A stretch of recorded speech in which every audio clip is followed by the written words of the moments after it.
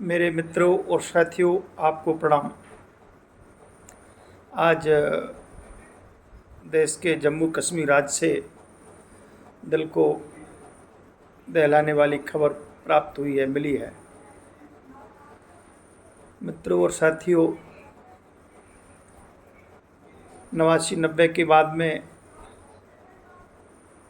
प्रदेश जम्मू कश्मीर राज्य में लगातार आतंकी घटना का दौर प्रारंभ हुआ और 90 से लेकर के और 2018 तक ज़बरदस्त आतंकी घटनाओं का दौर रहा। देश को विभाजन करने में भी कांग्रेस का हाथ रहा और देश को आतंक और अलगाववाद देने में भी कांग्रेस का हाथ रहा। कांग्रेस के शासनकाल में ही देश का विभाजन हुआ, क्योंकि कांग्रेस उस समय पूरा देश का आंदोलन का नेतृत्व कर रही थी। तो गांधी जी के समय में भी भारत का विभाजन हुआ और विभाजन के बाद जम्मू कश्मीर का विभाजन पंडित नेहरू के समय में हुआ और जम्मू कश्मीर विभाजन के बाद आतंकवाद का दौर भी नेहरू जी के समय प्रारंभ हुआ। 47 और 48 में जम्मू कश्मीर, संपूर्ण जम्मू कश्मीर भारत का अभिन्न अंग बन जाता, लेकिन नेहरू जी की गलतियों के कारण 40% से अधिक कश्मीर हमको पाकिस्तान को देना पड़ा। तो उसी दिन से अलगाव के आतंकवाद के बीच पड़ गए थे।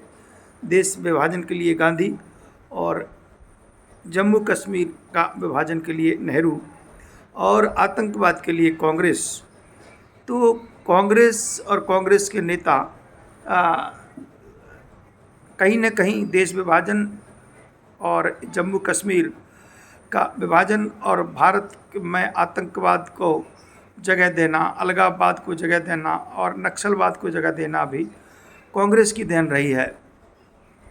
मेरे मित्र और साथियों, 1991 और 92 में कांग्रेस की सरकार थी और उस समय से जम्मू कश्मीर में ज़बरदस्त आतंकवाद प्रारंभ हुआ और इतना ज़बरदस्त आतंक और अलगाव कि हम जिसकी कल्पना नहीं कर सकते। और यहाँ तक कि कश्मीर रीजन है, जो कश्मीर क्षेत्र है, द्राक, टाल और पहलगाम इत्यादि, श्रीनगर, सभी पूरी तरह से हिंदुओं से खाली कर दिया गया और उसमें आतंकी संगठन लश्कर, हिजबुल इत्यादि अनेक आतंकी संगठन और आतंकी नेताओं ने संपूर्ण कश्मीर में हाहाकार मचा दिया और पूरा जम्मू कश्मीर, जब अधिकांश कश्मीर रीजन पूरा हिंदुओं से रिक्त हो गया और कश्मीरी पंडितों को वहाँ से भगा दिया गया या उनको पूरी तरह से मार दिया गया। कई हज़ार लोग इसमें मारे गए और कई हज़ार लोगों को घायल किया गया। लेकिन 5 अगस्त 2019 के बाद आतंकवाद और अलगाववाद का दौर थमा। धारा 370 और 35 से हटने के बाद जम्मू कश्मीर में पूरी तरह से शांति आई है। वहाँ पर्यटकों की संख्या बढ़ी है और लोगों को रोज़गार मिला है। जो चांदनी चौक पर और डल झील पर लोग जाने से कतराते थे, वहाँ लोग आनंद और उत्साह के साथ अपना रोज़गार कर रहे हैं और अटखेलियाँ कर रहे हैं। जम्मू कश्मीर के जम्मू चौक, जहाँ पर लोग जाने को कतराते थे, और डल झील में पर्यटक आनंद ले रहे हैं। और ये पहलगाम में आज जो हमला हुआ है, कई लोग मारे गए हैं, ये भी पर्यटकों के ऊपर हमला किया गया है। इस हमले की जिम्मेदारी TRF ने ली है, जो कि एक आतंकवादी संगठन है और यह संगठन हिजबुल से इसका यह कनेक्ट है, संबंध है। तो आप देखिए, आज जम्मू कश्मीर में रोज़गार की बात हो रही है, जम्मू कश्मीर में पर्यटक की बात हो रही है। ये जो हमला हुआ है, ये ये पर्यटक पर हमला हुआ है कि जम्मू कश्मीर की आर्थिक रीढ़ पर हमला हुआ है, वहाँ की इकोनॉमी पर हमला हुआ है, क्योंकि जम्मू कश्मीर का आर्थिक आधार पर्यटक है। वहाँ के पर्यटकों से ही जम्मू कश्मीर पूरी तरह से मजबूत है, और क्योंकि वो पर्यटक स्थल हैं, वहाँ पहाड़ हैं, पर्वत हैं, जंगल है और डल झील है, जो कि पर्यटकों के लिए बहुत सुंदर स्थान है। और पर्यटकों की अधिकांश पर्यटकों की आबादी लगातार बढ़ रही है। 2018 के बाद यहाँ 5 से 7 लाख लोग पर्यटक आते थे, जो कि अब बढ़कर के 35 से 40 लाख लोग ये पर्यटकों की संख्या बढ़ी है।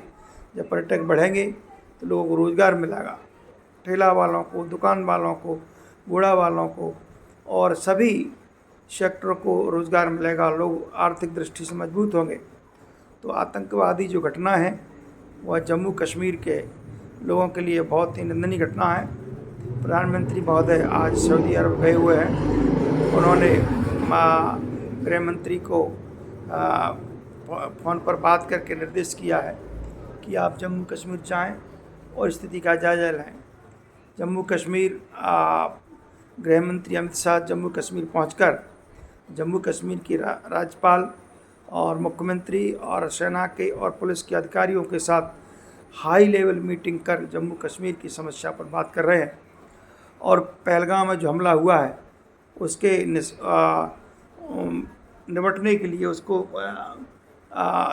आतंकवादियों की धरपकड़ के लिए चारों तरफ से पहलगाम का जंगल को घेर लिया गया है, और आकाश के माध्यम से निगरानी हो रही है। नीचे से भी सभी स्तरों से आतंकवादियों पर शिकंजा कसा जा रहा है, और टीआरएफ की आतंकियों को बहुत शीघ्र ही पकड़ करके उनको गोलियों से भूंज दिया जाएगा और उनको समाप्त कर दिया जाएगा। तो ये भारतीय जनता पार्टी की सरकार है जो कि आतंक और आतंकवादियों के लिए दुश्मन है। एक समय था कांग्रेस के समय में, जबकि आतंकवादी और आतंकी संगठनों को दिल्ली बुला करके उनकी बहुत आवभगत की जाती थी, उनका सम्मान, भोजन, उनकी व्यवस्थाएं, पढ़ने की, लिखने की, हवाई यात्रा, सुख सुविधा, लग्जरी भोजन और होटल में उनकी व्यवस्था की जाती थी। और आतंकवादी संगठन जो भी करते थे कर लेते थे, वहाँ के लोग उनका सहयोग करते थे। सेना बेचारी अपने हथियार नीचे करके चलती थी। आज राष्ट्रवादी सरकार के उदय के होने के बाद आतंकवादी संगठनों और आतंकवादियों पर लगाम लगी है, और वहाँ सख्ती से आतंकवाद के खिलाफ निपटा जा रहा है, और आतंकवादियों को, संगठनों को पूरी तरह से बैन कर दिया गया है, और सभी आतंकियों संगठनों को, आतंकी याकाओं को मुख्य धारा में लाने के प्रयास किए जा रहे हैं, और सभी आतंकी आज पूरी तरह से हताश हो गए हैं, और वहाँ आतंकी संगठन लगभग समाप्ति की ओर हैं। आतंकवाद की घटनाएं ना के बराबर हुए हैं, लेकिन चोर के छिपके का आतंकी संगठन और आतंकवादी यदा कदा घटना करते रहते हैं। सरकार गंभीर है, और ये भारतीय जनता पार्टी की सरकार है, आतंकवाद को बर्दाश्त नहीं करेगी, और इस आतंकवादी घटना को सरकार ने गंभीरता से लिया है और इससे सख्ती से निपटा जाएगा। ये मोदी सरकार है, और मोदी सरकार में किसी भी आतंकी संगठन या आतंकियों के लिए कोई जगह नहीं है। आज के इस अंक में इतना ही। कल मैं किसी नया विषय को लेकर आपके सामने आऊँगा। तब तक के लिए आप सभी को जय हिंद, जय भारत।